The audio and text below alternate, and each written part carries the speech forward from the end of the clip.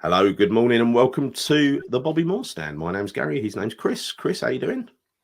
I'm doing really well, thank you. How about yourself? I'm all right. I'm all right. A bit ill today, but I've been surviving because with the aid of several cans of Monster, I've been all right.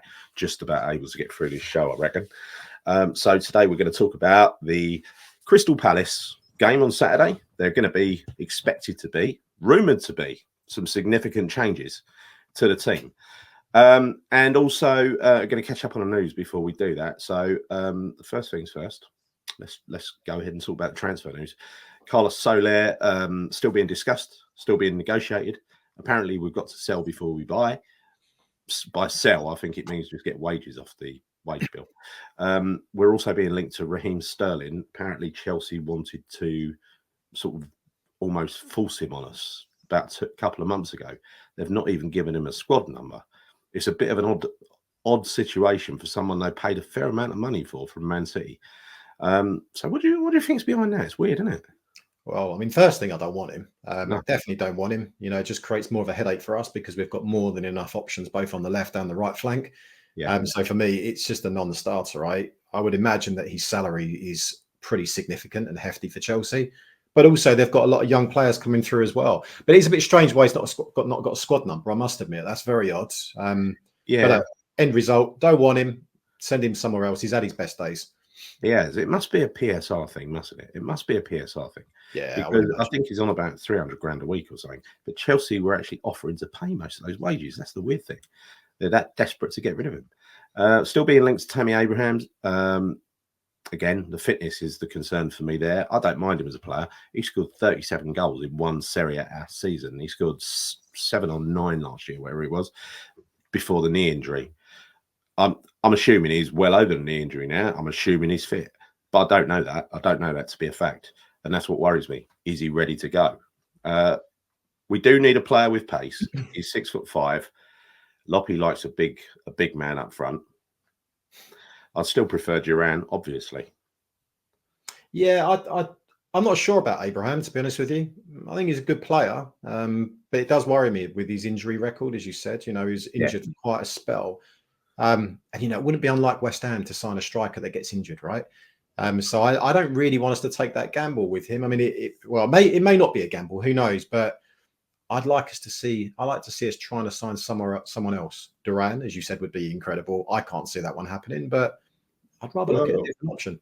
There's others out there as well, right? You Yeah. don't have to. There's plenty of overseas strikers that are available. I'm sure Tim could find one somewhere. But clearly, we need to sell before we can buy. The media have been doing a bit of a love-in this week on Lopetegui and saying how impressive Tim Steidten's done in the window and how we're going to have a great season. All the people who were back in the former manager last year are now coming out and plating Lopetegui a little bit. I don't know why, but anyway, why that change of heart, I don't know. Tony Gale, for instance, came out and said, listen, don't worry. In 85-86, we had a terrible pre-season, and then we lost 3 out of the first 4 games, and we drew 3, which is true. And it is no time to panic. It's way too early. 1 game in, hardly any team, apart from the top boys, have got their match sharpness, match fitness yet, let alone having to blend in a load of players. I think we're playing a team on Saturday who've got exactly those problems that we'll discuss later.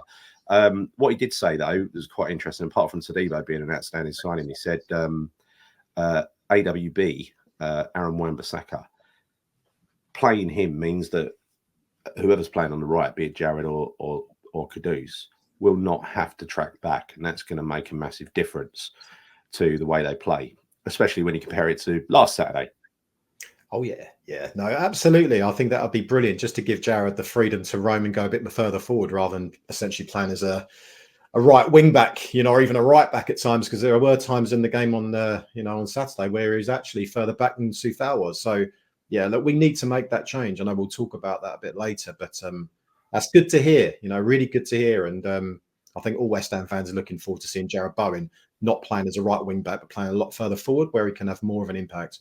Oh, God, yeah, definitely. Other news, some of the youth. So Lewis Alford signed a new 5-year deal, which is great news. Yeah. He'll probably go out on loan together with Kelly, Earthy and Marshall.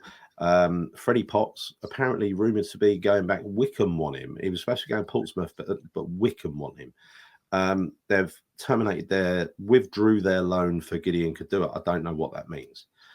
Sounds a bit odd. Sounds a bit. I mean, to be honest, that'd get me back up if I was West Ham, and I'd say you ain't having Pottsy back. I'd like to see Potts go to a Championship club, not go back to League Two, because I like to see progression. Don't mind you being loaned out, but there's got to be progression as far as I'm concerned. Yeah, I agree. I mean, if he stays at West Ham, he's not realistically going to get much playing time. We spoke about this earlier, but yeah, I think if Potts is to go out loan, I'm fine for him to do that. But yeah, progression is the key. So if he does play in a Championship team and he has a great season, we could have one hell of a player next season. So I think it is definitely a good move if he can go to the right club. So let's see how that one kind of transpires. Yeah, definitely. So Mabama's having his medical for City. We're going to get $1.5 million out of that. What else? The fire sales. So I'm going to go through a few stats and then we'll talk about players individually. So first of all, some of these numbers might astound you a little bit, right? Luzao, the Brazilian, who was ended up playing for the youth team. We paid 4.2 million for him. He's on 20 grand a week, right? Maxwell Cornet, 64 grand a week, 3.3 million a year. We paid 17.5 million for him.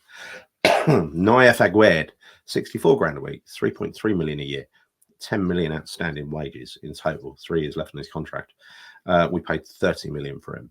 Mavropanos, we paid 17.5 million for him. He's on 80 grand a week, 4.1 million a year. He's got 4 years left. That's like over 16 million in wages. Danny Ings, 1 year left, 125 grand a week, 6.5 million. We paid 15 million, I think, for him. Might have been 12 or 15. Kurt Zuma, we paid 30 million for him. 100 grand a week, 5.2 million a year. And James Ward-Prowse, 3 years left, 100 grand a week, 5.2 million a year. That's nearly 16 million in wages and a 30 million pound fee. And Thomas Souček, finally, 3 years left on his contract, 90 grand a week, 4.6 million a year. This is why we're having trouble getting rid of these players, right? We paid 21 million for him as well, right? So this is not good. This is why, first of all, they're not going to find a club that's going to pay him those wages. So I'll give you 2 examples. Naif Aguerd, when he was playing in France, he's on 64 grand a week at the moment. Playing in France, he was on something like 10 grand a week, right? Thomas Souček, where he was before, he was on about, I think it was about 15 grand a week. Yeah, he can't have been on much, not in the Czech leagues, yeah. No. And so this is, when you try to sell to the overseas leagues, they're not going to be paying anywhere near these wages. So there must be some sort of compensation that gets paid, that we have to pay to the club to help with the wages. That's what I'm saying. It ain't going to be. Mavropanos might be an exception because he'll still have transfer value. His old club won him in VfB Stuttgart. But I can see now why we're trying to sell him. If he's on 80 grand a week, over 4 million a year, 16 million in wages, that's a hell of a liability for someone that's just sitting on the bench, right? It is. I mean, I'd still like him to stay, though, Gal. I'd like him to stay because he does offer us good, cover and competition at the back. Whether that's or even potentially at right back. So I would be I'd be a bit disappointed if he left, but I can understand why, because it is one hell of an expense, right? As are the players you've just highlighted. You could buy a whole squad with that, right? I mean, it's just astronomical money. It really is. Well, the wages in total for that little lot is 30 million this year alone, right? Oh. And there's 154 million's worth of talent there, and we'll probably make an 86 million loss on it, roughly. I worked out. So just go. Money well spent, then, yeah. Money well spent. We have been massively spunking money, right, on really bad investments up to this point, and so that's my point. It might be a fire sale. It's going to need to be a fire sale. We're going to need some desperate clubs to come in and, what are the saleable assets there? I mean, Lazao's going Corinthians, that's fine. Cornet, Turkey, apparently interested. Naif Aguerd, I've still seen nobody interested, but surely the French league, someone in the French league would be interested in him. Mavropanos, Stuttgart are interested. Danny Ings, don't think we'll find a buyer. Kurt Zuma, we know we're struggling to find a buyer. Ward-Prowse, we well overpaid for Ward-Prowse. Overpaid for I think it's the salary as well with Ward-Prowse, right? I think it's a salary as well that just kind of scares me with him. So it's a massive out there. Ward-Prowse, I can see Souček moving on. I can definitely see him moving on. I think he's definitely going to be a valuable asset for quite a few teams out there that maybe have a very different style of football to the way we want to play. as we kind of alluded to before. Everton would be a prime example of that. But I think it also comes down to, I mean, obviously money is one thing, salaries are one thing, but also for a lot of these players that aren't getting game time is, do you want to play football? You know, do you want to play regular first team football? So hopefully, you know, we can, well, it's not ideal, but we can move them on, save a bit of money, and maybe that might well be obviously having to kind of cough up some of their salaries. But I think the best thing is for a lot of those guys to move on and just get first team football elsewhere, because it's just a waste, absolute waste of money. I think out of that little list, the only one that's got a chance of staying would be Ward-Prowse. Yeah, because I think because of the financial situation of Mavropanos, I think that's the reason we're getting shot of him. It ain't necessarily the player, or that he's a bad player, but I think we can get perhaps someone better for less. Well, we definitely can do that. That's for sure. But I would imagine, I know Souček started over Ward-Prowse on Saturday, but I still feel that Ward-Prowse is more of a Lopetegui player than Souček is. He's a much more technical player as well, better passer. So in that respect, I could maybe see him staying as well, potentially reasons, in addition to the fact that the cost. I mean, it's going to be very hard to recoup that money. It's going to be really hard to recoup that JWP money. No way. You're not going to get 30 million for him. Be lucky to get 15 in my eyes. Souček, I reckon he's about 20. You know, paid 30 for Aguerd. I reckon on a good day we get 20 for him. But you're not going to recoup any of those transfer fees that we paid. No, I mean, if you look at someone like Cornet, you'd be lucky if you get more than 5 million for him now, because he's been out in the wilderness for the best part of 2 seasons, isn't he? So he's got a massive loss for us. You know, Zuma's going to go for free. Danny Ings, there's absolutely no chance in hell we're going to sell him for a transfer fee. We need to let him go. So whatever way you look at it, we're going to lose. But you know what? We just do need to still lose these players. You know, even if it means giving them away for free, the likes of Ings, you know, the likes of Zuma, we just need to get them off the wage bill. Well, either that or get some of their wages off the wage bill, because it all helps. It all helps. I mean, I didn't honestly realise how big the problem was with these players until I looked at it like this. I mean, I'd hate to have seen, I've not done this bit of work, but I'd hate to have seen how much the original squad costs when you factor in Ogbonna, all the others, right? That must have cost an absolute fortune. I mean, it just really, really bad business, a lot of this. You know, Kurt Zuma, we knew his knees were knackered when we bought him, and he did do well for us for a couple of years.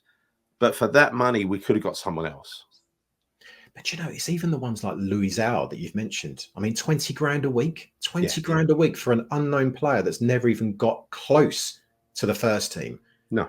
That's unbelievable. There are players playing in the Premier League now regularly that are earning that kind of money. All right, they may be playing for lesser teams, smaller teams, but even so, right, that's a lot of money for a player that has absolutely zero chance of getting anywhere near the first team squad, let alone the first 11. Ridiculous. Absolutely, damn right. We're going to move on to Crystal Palace now. Talk about that. Yes. So I think it says another 3 o'clock kickoff. Is it Saturday? Well, last one wasn't. It was 5:30, but yeah, back to normal again. 3 o'clock kickoffs.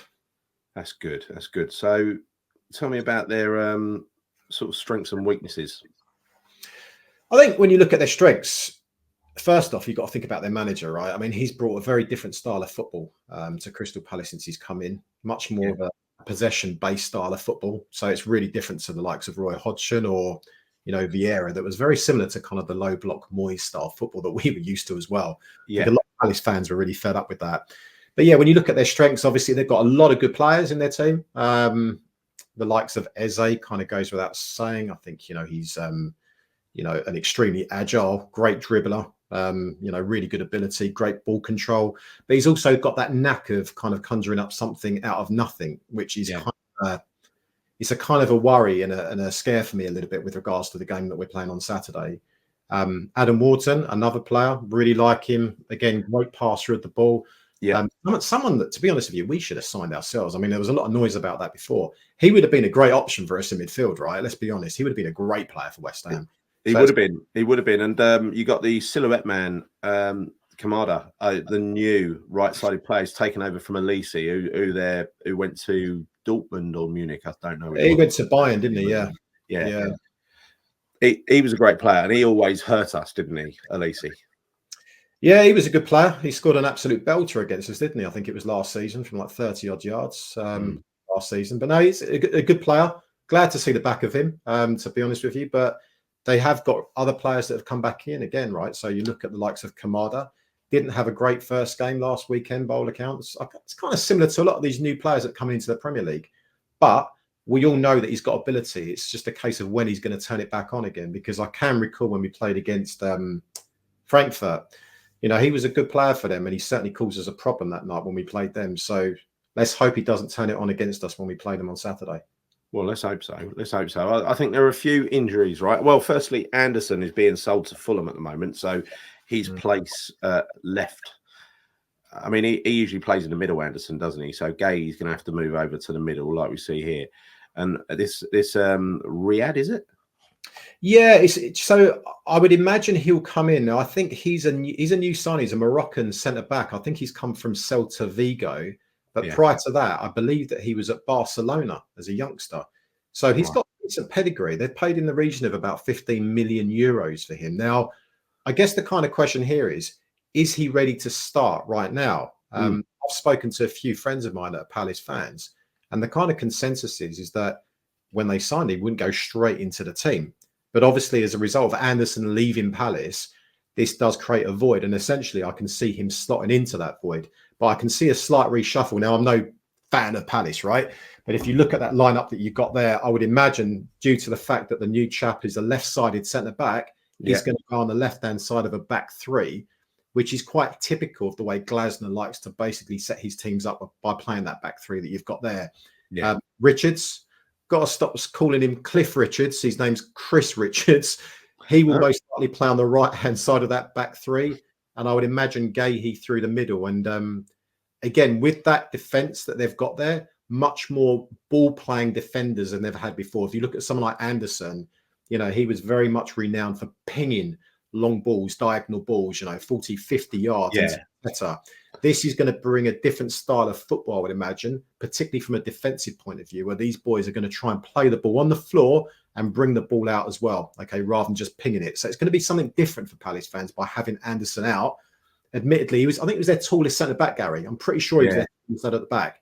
But him out of that team, it's going to be interesting. And maybe that could be an area that we could exploit, because it's a relatively new defence. You know, and Corey has come in for an injury, right? He's replaced. Who's he replacing? I don't know if he's coming in from an injury, right? So he was injured for a spell, but they had Will Hughes playing in the middle of the park with Adam Wharton last weekend. He didn't have a terrible game by all accounts. He had a decent game, but when you want to compare him to someone like Doucouré, there's no comparison. I mean, Doucouré is a complete beast in that midfield. You know, he's really, really good in terms of clearing up play. I think he complements Adam Wharton very, very well. So you would imagine that Wharton would maybe play slightly more advanced to him, but he'll be the guy that's being expected to play those nice, intricate passes, because we all know that he's got great passing ability as well. Yeah, I think looking at the Crystal Palace game when we played them last season and got battered 5-2, they were really impressive that day, and we were utterly rubbish. Let's remember that, right? We didn't turn up that day, but we played them and lost 3-0 a few weeks ago, and we were getting very much exposed down the left-hand side with the combination of, I think it was Mavropanos and Soufal. Soufal was doing this thing of, like he does, of backing into the box. I think what they do is they defend in numbers. When they're defending, they've got a back five, obviously, because it's a wing back system. But when they're going forward, they go forward with a five as well. And it's kind of, they try to leave a man over to facilitate the through balls between the fullback and the centre half, and also playing down the line into sort of half space. So that's we've got to be on our toes with that. I wouldn't fancy Soufal playing against that, but I like to think if we've got one vulnerability, I think it will be, I think Emerson is vulnerable to that ball inside. So Kilman's got to be wide awake. Yeah, I think that partnership's key, right, on that left-hand side of our defence, because one player that does concern me a bit at Palace is Munoz, because you know, he is the kind of, he typifies a typical wing back, right? He's got the engine to get up and down. That said, again, I think he's lacking some element of match fitness. Again, what I've heard from the Palace fans, at the moment, right? He's had another week of training, but he's another player that does pose a threat because he's got a good engine on him. He's fast, he's got pace, and he, you know, has the ability to swing and across. So we've got to stop him. But, again, one of the interesting stats that I did hear about from the game that they played against Brentford at the weekend is that he actually lost the ball on 17 occasions last weekend. So even though he does, 17 times he lost possession of the ball, whether that was a stray pass, I'm not sure, but 17 times he did. So potentially that could be a very interesting battle because he might cause us a threat moving forward, but maybe if we put a bit of pressure on that guy, okay, force him into making mistakes, force him into making stray passes, that could create an opportunity for the likes of Kudus and Paqueta that could bunch up on that left-hand side and, hopefully create something from maybe some of those stray passes or mistakes that he makes. So, there's definitely weaknesses in that team. There definitely is. They've also got a lot of strengths, don't get me wrong. But I'd like to think that because of that unsettled defence, because of the new players, the likes of Kamada, maybe the likes of the Kure that's only just coming back from fitness, that could play to our advantage on Saturday. Hopefully, fingers crossed. Yeah. So, let's hope so. Also, I like the idea of what I mentioned earlier. If Wan-Bissaka is going to take care of defending and Jared Bowen is literally able to stay halfway line and upwards up the pitch and focus on running at that new fresh left-sided centre back. I know he's going to be ably helped out by Mitchell, but run up and down the line. But that could be brilliant if he can focus on the attack and not focus on defence. That is a massive shot in the arm for Jared, and I'd fancy him up against anyone, let alone someone who's new to the Premier League. Yeah, no, absolutely. Hopefully it'll be a baptism of fire for him. Coming to make his debut for Palace because he hasn't even come on as a sub. I don't think yet. Didn't play in the game at the weekend, so hopefully he plays. Well, I say hopefully he plays, but who knows, right? This is just our kind of predicted lineup based on what we've heard and what we know about their injury situation. Yeah, I mean, look at this. If they did play this team, the game's going to be won and lost in the middle of the pitch again, isn't it? Yeah, I think it is that. Definitely, I think that's going to be pivotal. But again, I do also believe that it could also be won or lost on the flanks. I can read that. If Kudus is on his game, if Bowen again has that license to roam and get further forward, then I think that those areas are going to be very interesting in terms of how this game is going to ultimately end up, right? But what's key to a Lopetegui team, and I think Glasner tries to do the same thing, is to force you down the wings and stop you getting through the middle. That is key to a Lopetegui team as well, and that is what we failed miserably to do last week. There were several times they came straight through the middle, which was reminiscent of last season, and that is what we've got to put a stop to. And I'm sure that's his primary focus, right? He wants to force people out wide so as they get crosses in, and then he's got the big lumps to defend the crosses. So yeah, let's have a look at. Before we move on to West Ham, the fun bit. That is going to be fun looking at our team. Look at head-to-heads. I mean, we've not... This is a strange one when you talk about Palace, because we haven't beaten them since 2022. Yeah. When we went... I was at that game, actually. We won 3-2. Really good game. That was that terrific Lanzini goal that he scored. But there have been some really high-scoring games at their place. We lost 5-2 last year, 4-3 the year before. We won 3-2 the year before. We won 3-2 the year before that. And then I think, there are periods where Palace have been a bit average and we've beaten them every time. And then there's been periods when we've been a bit average and they've beaten us. And I think we're in the middle of that sort of cycle at the moment. And I want to put an end to it. So I don't think there are any injuries to talk about with West Ham, apart from the obvious one, which is Edison Alvarez. Yeah. But there is a rumour that Edison Alvarez is going to be in the squad this weekend, right? A very strong rumour. Yeah. Do you know what? It'd be amazing if he is. I'd be surprised. I mean, if he's in the squad, great, but I'd be even more surprised if he started. Obviously, he's 100% fit. He's a fantastic player, right? We need him. We need him back in that midfield draft, urgently. But I'd be surprised, mate. I'd be very surprised if he's in around that squad. I think you'd have to be totally sure about his fitness to put him into that midfield when you got someone physical like Decore running at you. Oh yeah, right? 100%. Because he's going to get bashed about quite a lot, isn't he? Having said that, he does have help. If he comes into the side, he has help alongside Rodriguez. Now, Rodriguez can't do all the defending on his own, as he proved last week. but I really, really think he could defend. You know, he could defend some of the pitch. I think his speciality or his specialty, Rodriguez, is supposed to be stopping counter attacks, as is Todibo, right? But you can't expect Rodriguez. I don't know. I thought he had an okay game as the game as the game grew last week, as it went on. He seems to get a little bit more comfortable with the pace of the game. He seemed to be timing his runs better.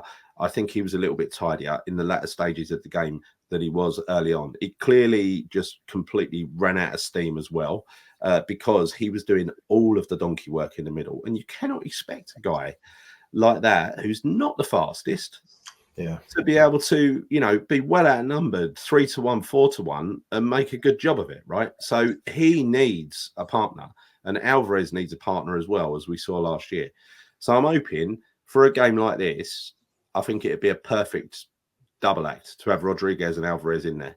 Well, they've played together before, Gower, haven't they? They've played together before, you know, many moons ago, I understand. So they do know each other's game. So hypothetically, if they do come in together, they could be good to go, right? That partnership could be but again, you know, if we look on the basis of Alvarez not being fit, who do we put in the middle of the park with Rodriguez in that centre midfield slot? Well, funny you should say that. Probably him. Because, you know, I'm in two minds now, because Ward-Prowse cannot defend to save his life. There are two jobs that Thomas Souček can do, right? One, be a box crasher, but not the best in the world. I mean, he's a box crasher as part of his job of being a blocker, right? He shouldn't be a dedicated box crasher like he was last week, pretty much. He was playing up the pitch and not helping out Rodriguez at all. I did watch him a few times, what he was doing. And I don't know if the camera would have followed him, because he was nowhere near the ball. All he was doing was jogging around in circles, doing what he did last year, being largely ineffective, right? Rodriguez, one that was tearing around, you know, wearing himself out, trying to close everybody down. Paqueta was playing deep because he was playing further up the pitch.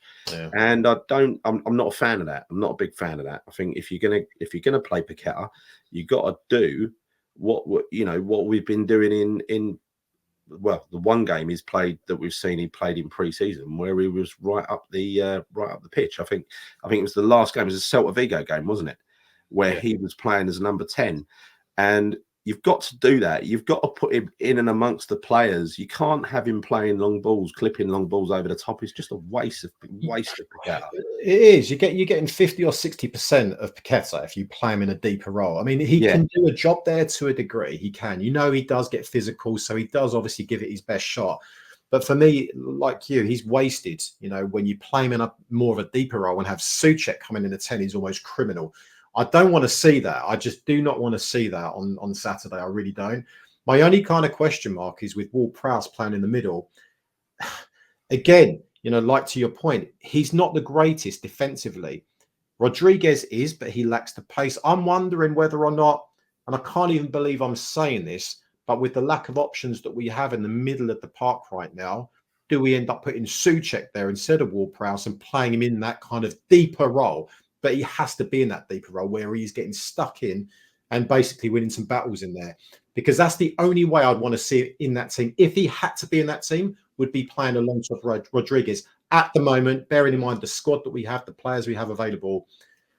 I still worry a little bit about Ward-Prowse playing in that deeper role. I do. I can't deny it. But it could be in the team. It's sort of, you know, it's because we say it every week. We don't really want him playing, but it's what options do we have? You know, I've heard a lot of people saying, okay, so we need to get Bowen in the team. We need Kudus playing on the right hand side or or playing in the 10. If you play Kudus on the 10 and then you play Somerville on the left, you drop Paqueta into the holding role. So you're always losing what would be a really good quality player into one of those two positions in midfield, and you're not going to get the most out of Paqueta in that position. And that is the thing that don't make sense to me when people say throw Somerville in. Exactly. What does that mean you do with Kudus? Well, you put Kudus in the 10, and then they're talking about dropping Paqueta to where Souček is. Paqueta back to there? Yeah. Is that the sort of team?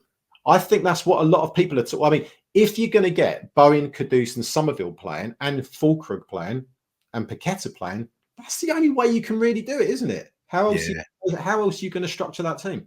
I'm not a big fan of Harry Redknapp, even though he did deliver one of the best, most entertaining teams. Mm. But when he was talking about on one podcast or another, he was talking about how excited he was about all the players that were joining, and he spoke about who he'd play. He basically said, "Yeah, I'd throw them all in. I'd put Somerville on the left, put Caduce on the right. I'd put he'd put Paqueta in there. He'd do everything. He'd play literally all the attacking players in one hit." And I've got to say, I am all in favour of that as long as the defence is tight. And this defence, Wan-Bissaka to Debo, who looked like he was ready to rough a player up last week. Kilman, who looked very impressive the other day, got to be honest. And I expect Emerson to deliver mature performances and not get carried away. Didn't you think it was a bit of a strange role that Emerson played last week, the way he kept popping up on the right-hand side of the pitch? Yeah, he did, didn't he? He was venturing over there quite frequently. I did notice that. Yeah, on a number of occasions he was carrying the ball and just ended up on the right-hand side. It was kind of strange, which again created that gap down on that left back side, on the left-hand side, didn't it, for us many times? It did, yeah, it did. And that's the thing. I think that, we were getting caught out by Bailey down that side, weren't we? Did. Yeah. And we can't do that. We can't afford to do that. I know Emerson is licensed to go forward, but number one job has got to be to defend, surely. Yeah, 100%. I think if we're playing back four, then yeah, he needs to. I mean, there will be occasions where maybe he does bomb forward and perhaps Rodriguez drops back into a left back slot just to cover him, right? Let's say hypothetically when he's on the attack. Do you know, I must admit, I do sometimes like the idea. What do you reckon? Yeah. Well, has Wan-Bissaka ever played in that kind of sort of right side of a back three before? I mean, I guess he has done. You could do that, I suppose. I don't know, but you could potentially do that. I've never seen Jared play as a wing back, but he has been playing as a wing back largely, hasn't he? But with Wan-Bissaka inside him, he'd definitely have a license to go forward, wouldn't he? So you could. It depends on who you're playing, Gal, doesn't it? It depends on who you're playing. I mean, there would be certain games where you could say, do you know what? We can go hell to leather and play a really attacking team and do something like that. Like you're playing a three at the back, two wing backs. Yeah, you could arguably do that. You can even swap them around. You put Caduce there.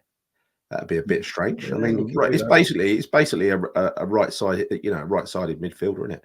But it's there's a lot of options available there. Well, you could. I mean, again, maybe if you took Emerson out the fold there, not that you would, but if you were playing three at the back and four across the middle, you could put Somerville on the left-hand side and put Paqueta in that midfield slot there, on the top further forwards, and you could put someone else through the middle as well. I mean, there's different I feel like I'm playing Championship Manager again, Yeah, there's variations that you could try out, but I just think he might. I think he might match up the three. That's what I'm thinking. Because there is a risk we're going to be outnumbered if he don't. Yeah, I'm quite happy and comfortable with us going with a back four for this game. 100%. I think we need to go with a back four purely on the basis that I want to see Bowen get further forward. I want to see him play his game. That he's used to playing where we know he's most effective. I just don't see any other way of playing against Palace at the moment. I think. So he'll be what this will probably be is more like this, right? And it'll be Paqueta over to the side.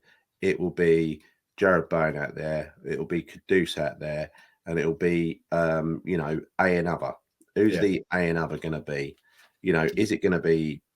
Who do you think? Is it going to be Souček or is it going to be Ward-Prowse? I think it's going to be Souček, Gal. I mean, I don't know what your opinion on. It's not about that I want Souček, but as I was saying, I would be okay with Souček playing, providing he is playing the deeper role and he is that blocker. He's that conduit between the defense and our attacking midfielder. I'm okay with that. But if he comes on and if he plays and they drop Paqueta into a deeper holding role, then I'm not going to be happy with that whatsoever. Yeah, if he does this again. Yeah, then it's pointless. If he does that, I'd rather JWP play instead of Souček. But if he wants to get two players in the middle of the park, double pivot, more of a defensive-minded centre pairing, I'd rather Souček be in there. But if... Yeah. It depends, right? It depends for me because you're not going to be able to. Souček's no good in pressing, for instance. All he does is chase his shadows, right? I think Ward-Prowse is actually pretty good at that, right? And obviously he can play better close control under pressure and stuff like that. Well, Prowse is fine with that. He is not Souček. He's a completely different player. There's more guile and creativity out of Ward-Prowse as well. So if he was playing forward of Paqueta, he would be trying to play in the striker, not be the striker himself, which is what he did last week when he came on. He was bringing in Somerville and Kudus, wasn't he?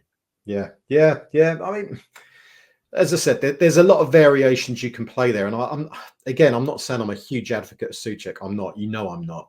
But it's only if it's getting a bit dirty in the middle of the park and we need to have more reinforcement, a bit more skill and strength. That's the only reason I would play him, but only, and I want to reiterate this, only in a deeper midfield role. Yeah. I think, it'd be the other way around, wouldn't it? Because it'd be Lucas Paqueta would be biased to the left-hand side, wouldn't he? Yeah, he'd have to be. Like you want Paqueta a little bit further forward, didn't you? Really? Yeah, a little tiny Rodriguez. So you're saying it could be like this? I think that is a recipe for disaster. Even though I want to see him here. I think it is, unless, as I said before, I think if you're going to play Paqueta in the 10, then I think you're going to have to be putting Souček in a deeper role, not Ward-Prowse. That's my personal opinion. I don't think it's the ideal scenario. Obviously, I'd rather have Alvarez in there, but we don't have that option. So who else is there? Ultimately, we look at one slot, and that one slot is going to be occupied by either JWP or Souček, because there is no other central midfielder, right, that we can put in there. But I can't put Souček on this team prediction because it would just depress me and it'd be good. I know. I suppose there's part of me thinking not necessarily what I really, really want, but also what I could imagine what Lopetegui might do. Yeah. But I guess we'll see on Saturday. And finally, Füllkrug. Well, he's got to start, hasn't he? He's got to start. I mean, Antonio was absolutely woeful on Saturday, so there's absolutely no chance in hell that he deserves to start. I think he's on the bench. Füllkrug, absolutely, unequivocally speaking, is going to be starting that game on Saturday. He has to. I did hear it said somewhere today, but couldn't find where it was confirmed that Füllkrug has been confirmed as the number one striker. Yeah. Right. So thank God. Mickey, I love Mickey, right? I do. He's done so much for us over the years, but he will be so much better coming on and running against a tired defence at 34 years old than he will starting games. Yeah. Especially games where there's a lot of running and a lot of physical battles involved. He's not going to be recovering as quickly from those physical encounters as he once would have. Little tiny Rodriguez sitting in the middle. I expect him to improve week on week. He'll come up to speed with a Premier League. His legs won't come up to speed with it, but he will. His mind will. Yeah, that's the only concern with him, right? I know a lot of people saying, look, he's running in treacle, right? At the weekend, so he doesn't have the most amount of pace. So hopefully, there's going to be people around him that can help him with that. That really is the only concern with him. But other than that, in terms of his distribution, his passing, I think he's pretty good. And I don't know if you know this, Gal, but before the game, against Villa, I was watching them warming up. And I'll tell you what, he's got one hell of a shot on him. I know he did. I think he may have shot in the Villa game, and it wasn't a particularly good one. But honestly, some of his finishing pre-match, I was like really quite surprised, pleasantly surprised by his ability to strike a ball. So I think he's a good player. There's a lot to come from him. There really is. And, I think more for anyone writing him off right now, as a lot of people wrote off a lot of our players last weekend, it's the first game of the season. We will come good and these players will get better. Yeah, no, I totally agree. And no, I'm comfortable now. I mean, losing a game of football, it really makes me angry. What it does do is it makes me miserable, right? It makes me miserable because we've lost a game of football. I used to be really childish, in the old days when, pre-internet, I used to declare a media blackout. I wouldn't read papers. I wouldn't watch Match of the Day. I wouldn't do anything if we lost. Just didn't want to talk about it anymore. I wanted to ignore it until Monday morning, get it out of my system. But I think, I do a lot of my shouting at the game. And so by the time I leave the ground, I'm kind of knackered anyway, right? So too knackered to be angry. I'm just a little bit miserable. Yeah, I'm the same. And I get it. For those that aren't at the stadium, I can understand the anger after the game because, as you said, so I've lost my voice many occasions, watching West Ham, particularly the last year. I nearly did actually at the weekend after the first 30 minutes of playing Villa. But I am comfortable with that lineup. And again, I just want to kind of really highlight here. I'm not a fan of Souček, right? I don't want people coming out there saying, "Oh, you know what, Souček, he's awful." Yeah. Again, it's just in that maybe deeper role if Lopetegui wanted to play that system. That is really it. But you know, I'd be more than happy with that team. It's great. You know, for me, that can cause Palace problems. It can. But you know, when you're talking about Antonio being a potential impact sub for us, I'll tell you the one that worries me from Palace is Jordan Ayew, because he has a Oh knack of God, scoring yeah, goals against us. And he does. it's funny because I've never really rated him. And maybe that's the reason it's always coming back to bite me in the backside, because he always seems to score against us. Always. Yeah, no, he does. He does. Yeah. He must be the same for his brother or something. His brother, it must be Andre Ayew. Andre Ayew. Yeah, I don't even know where he is now. I know. Who cares? Who cares where he Yeah. is?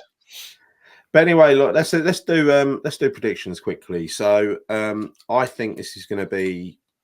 I think there's going to be goals in this one. I think we even saw that in pre-season. You know, Palace score goals. We're capable of scoring goals as well. I'm going to go for a 2-2 draw on this. I said exactly the same thing. And I think it will be a 2-2 draw. Like you, I can see goals in this. What's the matter? You usually go 3-1 win every game. No, I can't. I'm going to have to change. I think this game, I think 2-2. It wouldn't surprise me if one team nicked it and made it 3-2, but I'm going to sit on the fence on this one, and I'm going to go with 2-2 as well. Yeah, do you know what? I'm okay with that result. I'm okay with that result, providing we play a better brand of football this weekend, you know, providing that we are pressing a hell of a lot more than we did against Villa, you know. So there's kind of a caveat with a 2-2 and getting a point. I want to see a better start. I want to see us more up for this one, you know, and I think we will be with the changes in personnel, you know, with Wan-Bissaka hopefully coming in at right back, Bowen having the license to move further forward into the attacking thirds, Fulkrug up front as well. I think this game's going to be a better game to watch. I'm sure of that, you know, for a West Ham fan. Well, if you remember the pre-season friendly, I know it was a pre-season friendly. It was in America on a ploughed tractor field, but we were pushing Palace back so far. We were pushing them all the way back to their own box for a period of that game, weren't we? It was only I think the second half of the first half, I think it was, when we came back into it. But that really worked. That really worked with Palace. But as soon as you let them run at you, as soon as it opens up like the Red Sea, they're going to hurt you, right? Yeah. There's mistakes in that defence, Gal. You know, there is, because with Anderson, he's made countless mistakes, you know, over the course of pre-season. We saw it when we played them as well. I think he also did it with Palace towards the back end, if memory serves me correct. And also Gahey, right? He does make stray passes now and again. So, you know, with that high press, hopefully we can, you know, press him into making and cause him into making mistakes. You know, that's the hope. Let's hope so. Let's hope so. Yeah. Anyway, that is the end of the review. Thank you all for watching. Please like the video, subscribe to the channel, and we'll be back. You're not going to do the review, are you? Because you're going away. You're being, you know, you're deciding to recklessly spend some time with your family, which I think is unacceptable, frankly. Yeah. No, I'm away this weekend, Gal. So I'll be following this game very, very close. Opportunity to go to this game as well. I know. You know, this was arranged a long time ago, so unfortunately I can't go to the game this weekend, but I'm sure I will be certainly watching this game for sure. I'm not going, but I'm going to either get somebody who is going to come on and do a review with me, or I'm going to bloody do my own work beforehand and speak to them and just do it by myself. But whatever, we'll do a review. And we've got 2 games next week as well. We've got Bournemouth in midweek, which I kind of said before the last game that I thought Bournemouth would be the first game where we would see the full team playing. I hope I'm wrong with that prediction. Yeah, I'm really looking forward to that Bournemouth game, actually. I don't know why. I just am. I think we'll see some players that perhaps maybe won't be starting, you know, on Saturday. Maybe some, for instance. Maybe we'll see Guilherme as well playing, which would be good. So yeah, it'd be an interesting game, that one. Looking forward to it. So yeah, back on Wednesday, because the game's been moved from Tuesday to Wednesday. So now really looking forward to that one. But first and foremost, Palace on Saturday. I'm sure you'll be doing a real positive review, you know, post-match review afterwards. I'll tell you what, if we can get some sort of result, like you said, iterative improvement, right? That's what I'm looking for. Look, even if I don't want to lose. I don't even want to contemplate it, but I'm just looking to see some cohesion. There was none last week. Some cohesion, The tactics fit the players. That's the most important thing. And the players are trying to deliver those tactics and are capable of delivering them. And I don't think the team selection last week was capable of delivering those tactics. No, it wasn't. It wasn't. But you know what? You live and learn. It's Lopetegui's Yeah. first game in charge. Can't write him off. You can't. No way. I think it does frustrate me that a lot of people were writing him off specifically, saying, "Oh, he's useless." Because I saw some of the comments. Right? No, he's not. Give him time. Maybe we might be having a different discussion on this. 3, 4, 5 months down the line. But we can't be doing that after one game. We can't. We have to get behind the team, get behind the manager, support them as much as we can do, and hopefully we can start turning some of these average performances, which it was last weekend, into real positive performances. And I can definitely see that happening. It's the nature of the beast with a lot of modern football fans. They want everything now. I don't know. You're not going to get everything now. It's going to be a gradual thing. But this isn't David Moyes, and this is a very different game of football. It's a very different approach to football to what David Moyes had. There might be, 1 or 2 elements left over, but these are human beings who are still a part of his squad. Don't forget that, right? And he's not going to just block them out. If you remember the salaries I went through earlier, right? These are players who are earning a lot of money, very well-paid professionals, and some of them might end up staying if we can't find a buyer. So it's kind of, in some ways, I want to praise these players so that we're giving them a good reference. So if someone comes in and bloody takes them away, well, if Souček did come in, I'd want him to have a dream game so that he puts himself in the shop window. You know what I mean? Yeah, 100%, right. And this is the thing. I know there's a few players that a lot of fans do not want to see, but respected when they put on that shirt and they're playing for West Ham. You've got to support them, right? You've got to support them. And if they make one mistake, you can't be booing them and moaning about it, right? You've got to get behind them because it does impact the players' confidences, right? We see it and we feel it in the stadium, Gail, right? When you go to games and you see this firsthand, very different sometimes when you watch it on TV, right? I do watch games on TV, of course I do. But I do notice a sizable difference, right? Sizable difference. You talk about the different style of play. It absolutely is. And there was a lot of people saying this is exactly the same as what Moyes was doing last season. No, it wasn't. And you'll see that because when you watch it on the TV, you see a part of the pitch. We see the whole pitch. We see where players are standing. We see the shape, the structure, the formation. It's very, very different. And rest assured, we will be playing a different brand of football this year, but it's going to take time for that to start taking an effect and being really impactful. So it is about trusting the process, and hopefully, it will. I'm sure it will come good. We've got too many good players in our club for it not to come good. And also, just one final word on Souček and Ward-Prowse. He gets a hell of a lot of grief on social media and channels and whatever else, right? Yeah. They don't get grief inside the ground. At all. Yeah, no, at all. So true that. So true.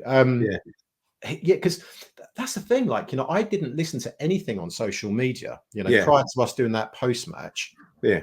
I thought Souček had a decent-ish game. Apart from the flipping misses that he did.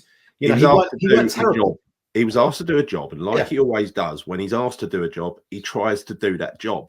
Yeah. It's just that he weren't really that good at that job. Yeah.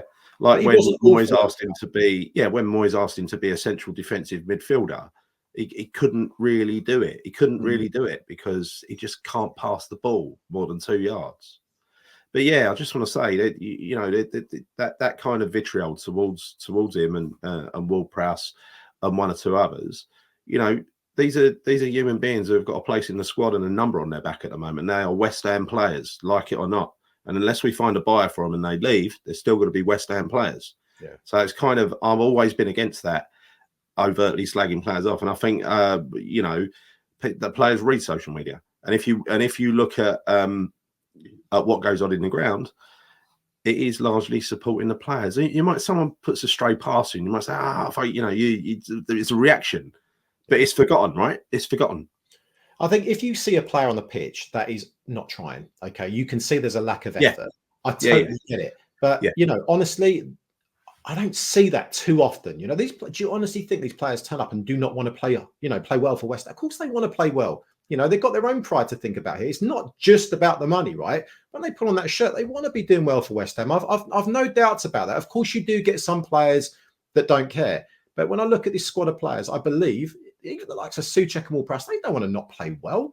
You know, No. Danny Ings doesn't not want to play well, so we have to get behind these players. Well, I Have to think get behind them. I If think they're those playing, three they're you here. just those three you just mentioned, they're not stupid. Yeah. They will know that West Ham are trying to ship them out, right? Yeah. And they will be trying to impress. They will Yeah. be trying to impress. They'll be trying to get as good a move as possible. 100%. So I'm completely behind you with that. I don't Yeah. believe in slagging players off unless they're clearly not putting in that work ethic, right? If they're not doing that, then they can do one, and I'm quite happy to see them go. But you know, until that time comes, you just got to kind of cheer on and support them as much as we can do. Yeah, and look, like I said, the squad. This is a fire sale going on at the moment. We're going to trim some of these players out. I think we need to see who we're left with afterwards, because clearly, and you might have a better chance of shifting one or two of them in January when teams are even more desperate. Yeah. Yeah, no, absolutely. But you know, until that time comes, you support them, you cheer them on, right? That's all we can do. And I do hope that we get some reinforcements in. I do hope that we get some improvements in. I think we will. You know, I do think we will. I can certainly see. Well, that Soler deal, I think it's looking likely that it's going to happen. That would be a very, very good signing for us. That will be. He's a top player. You know, read more about him this week as well. And yeah, he actually excites me a bit. You know, there's a lot about this guy. He's got a lot of creativity. I think he can bring a lot to West Ham. It's the pace as well, right? He's got a lot of pace, and he's one of them tricky players who he loves going on a dribble. He loves the set piece. He's he's just a creator. He's he's not visionary. He has vision. That's another way of putting it. Who can he can find a pass. Very similar in many ways to Paqueta. Can take a penalty as well. Very good success rate in penalties. And again, he's 27 years old, so he's got the best years ahead of him, right? He's going to be hitting his peak, his prime. So it's a great time to get him if we can. Yes, and I think for the complete transfer window, it will be flogging all of, unkind to call them Deadwood, but a Deadwood, right? And it will be bringing in another centre half, because if you're going to lose Aguerd and Mavropanos, you've got to bring another centre half. It will bring in a striker with pace, and to bring in Soler. And if we bring in those three positions, and get rid of all these players, that'd have to go down as the most perfect transfer window ever. Yeah, totally agree with you. It'd be the one I'm really interested in, because let's say the Soler deal is going to happen. So then you're looking at defender, providing we ship out some of the, deadwood that we've got. The striker is the one that interests me as well, probably the most. I'm really interested to see what kind of pacey striker we could bring into West Ham. Yeah. We really think it's going to be the Duran deal. I'm hearing so many rumours that are saying, yes, it could happen.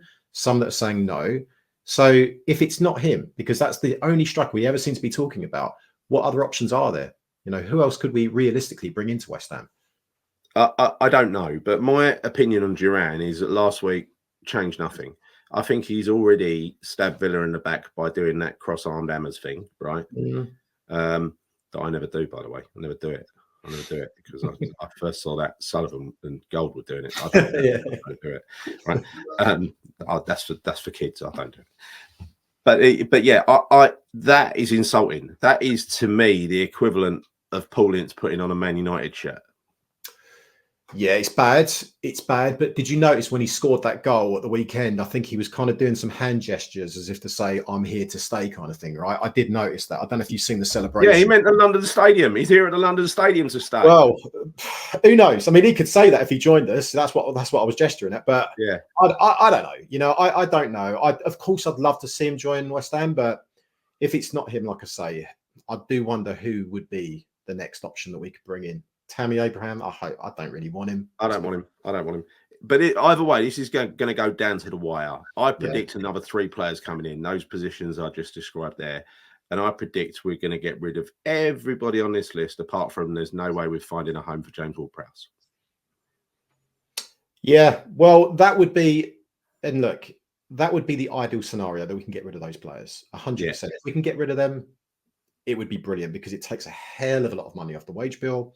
And it does enable us to be a bit more creative with regards to transfers that we can bring back into the club.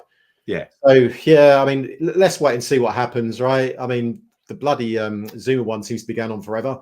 You know, he needs to find a club quick. He really does, bless him. You know, I don't even know if he's got the the legs to keep walking around and finding these clubs, right? To negotiate a deal with. But point, actually, he must have a golf buggy or something out there. Yeah, he must be being pushed around, but he needs to find a club, doesn't he? He really does. And the same for Aguerd, because the fact that he wasn't even featuring on the bench yet he's fit. He needs to go. He clearly needs to go. Was Cornet on the bench? I don't think he was either. Again, he needs to go. So look, we all know what we want. We all know what needs to happen. We'll just have to see how it plays out. And I agree with you. I think it will go right down to the wire with a lot of these players. It really will do. Anyway, look, that's us done, I think. That is the preview done for another week. Enjoy your weekend, Chris. Thank you. Yeah, hope you feel better as well. Keep drinking those monsters, you know. I will. I've got to stay awake somehow. Anyway, thank you all. Thank you all for joining. See you soon. Come on, your hands.